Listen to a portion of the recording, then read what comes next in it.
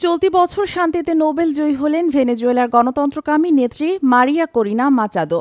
ভেনেজুয়েলার বিরোধী দলীয় রাজনীতিকে সম্মান পুরস্কারে ভূষিত করেন নোবেল কমিটি। এ সময় নোবেল কমিটি জানায়, গণতান্ত্রিক অধিকার রক্ষায় নিরলস কাজের স্বীকৃতি দেওয়া হয়েছে মারিয়া করিনা মাচাদোকে। ভেনেজুয়েলাকে একনায়কতন্ত্র থেকে গণতন্ত্রে উত্তোলনের সংগ্রাম করে যাচ্ছেন এই নারী। চলতি বছর নোবেল শান্তি পুরস্কার নিয়ে বিভিন্ন পূর্বাভাসে আলোচনা ছিল মানবাধিকার ও গণতন্ত্রকামী বিভিন্ন ব্যক্তি এবং সংগঠনের নাম এই পূর্বাভাসে সত্যি হল। নোবেল কমিটি জানায়, আলোচিত পুরস্কারের জন্য বেছে নেওয়া হয়েছে ভেনেজুয়েলার গণতন্ত্রকামী নেত্রী মারিয়া করিনা মাচাদোকে। 2002 সাল থেকে রাজনীতিতে সংশ্লিষ্ট মারিয়ার নির্বাচন পর্যবেক্ষণ সংস্থা সুমাতের প্রতিষ্ঠার মধ্য দিয়ে রাজনীতিতে প্রবেশে তার সাবেক প্রেসিডেন্ট হুগো সারিয়ারের অনুসারী। তিনি গণতন্ত্র সমাজতন্ত্র অনুযায়ী জাবিস পানিতে বিশ্বাসী।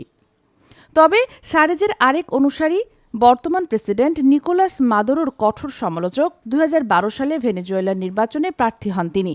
তবে আলোচনায় আসেন 2014 সালের বহু আলোচিত সরকার বিরোধী বিক্ষোভের সময়। মাদুর বিরোধী এই আন্দোলনের নেতৃত্ব দানকারীদের মধ্যে অন্যতম ছিলেন তিনি।